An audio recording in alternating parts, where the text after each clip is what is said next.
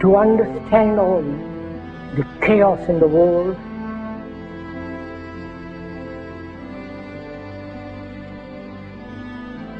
and as we have been programmed, both biologically, physically, programmed mentally, intellectually, one must be aware of this being programmed like a computer. The Quran says you are busy piling up, calculating, developing your careers, your money, your occupation, your wealth, until you visit the graves. Think about it. When was the last time that you went to a funeral? What was the demeanor? Were the people cracking jokes?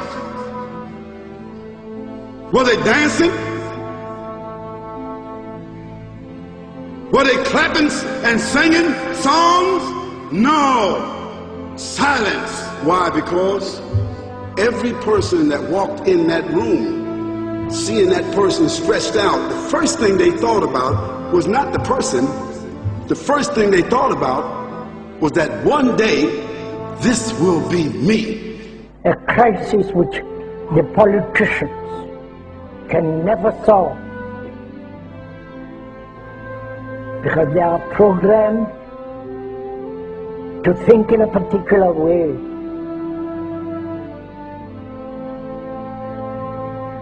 Nor the scientists can solve or understand the crisis, nor the business world, the world of money. You have meddled with the primal forces of nature, Mr. Beale, and I won't have it. Is that clear? You think you merely stopped a business deal? That is not the case. The Arabs have taken billions of dollars out of this country, and now they must put it back. It is ebb and flow, tidal gravity. It is ecological balance. You are an old man who thinks in terms of nations and peoples. There are no nations. There are no peoples. There are no Russians. There are no Arabs. There are no third worlds. There is no West. There is only one holistic system of systems. One vast and immane, interwoven, interacting, multivariate, multinational dominion of dollars. Petrodollars, electrodollars, multi-dollars, Reichmarks, rands, rubles, pounds, and shekels. It is the international system of currency which determines the totality of life on this planet. That is the natural order of things today. That is the atomic and subatomic and galactic structure of things today. And you have meddled with the primal forces of nature. And you will atone. So Allah said, "Alhaakumut takathur." All of us, all of you are engaged in running your mouths, doing your business, multiplying, buying houses, cars, business, whatever you're doing. And when you're told about God, religion, life, morality, you're saying, "Look, I ain't got no time for that. I got no time for that. I don't want to hear that." See how arrogant people can be until they visit the funeral house.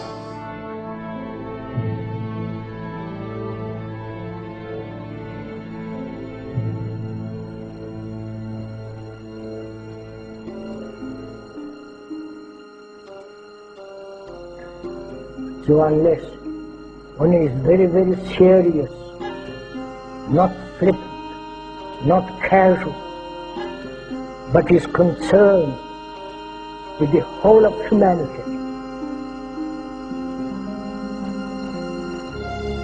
And to understand this human behavior, human thought that has brought us all to this point. And you say to yourself, is that it? I mean, 50, 60 years, scraping, struggling, scheming, lying, stealing, fornicating, jumping up and down, begging, working, and this is the end of it? I mean, is this what's going to happen to me? Are they going to be dropping me into a hole in the ground? A hole in the ground.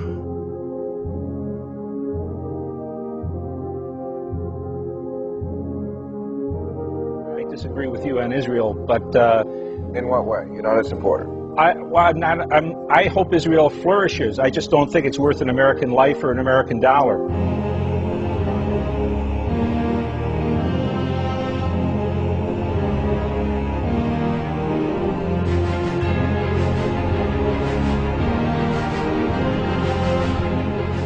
What happens in the winter?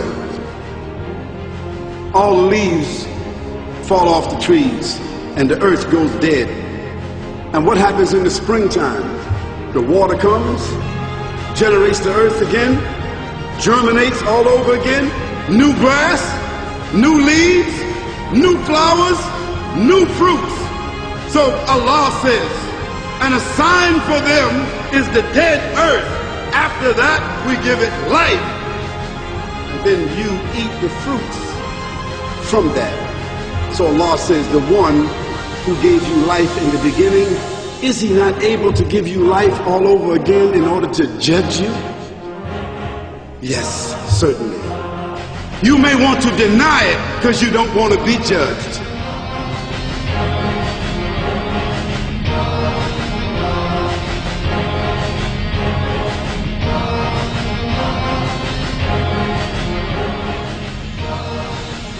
And we said, and to us this living, which is misery, is we accept. If we didn't accept this existence as misery, then life and death are the same movement. Like love, death, and living are one. One must totally die to find what love is. And to go into this question of what is death, what lies beyond death, whether there is reincarnation, whether there is a resurrection, for all that becomes rather meaningless if you don't know how to live. We now are a nation known to start war. We feel compelled because of our insecurity that we have to go over and attack these countries to maintain our empire. We have over 700 bases, we're in 130 countries, and we're talking about bombing Iran. It is such a dramatic change from what is truly American and truly constitutional. I don't want to run the world. The Constitution doesn't give me the authority to run the world. We ought to mind our own business is what we need to do. All this spending overseas, wasted money. This is a continuation of a revolution. It is a peaceful revolution. It's up to you to spread this message around this country. This is an American cause. It's a cause of freedom. There's something going on in this country, and it's big. Spread the message. Thank you. Because there's a reason for humans to go inside the grave. If the Creator wanted to, He could have caused us to live and then disappear into the atmosphere. But He didn't. He caused us to go into another womb called the tomb. You started out in the womb of your mother and you wind up in the womb of the earth called the tomb. The alternative is that civilizations don't last very long, but destroy themselves.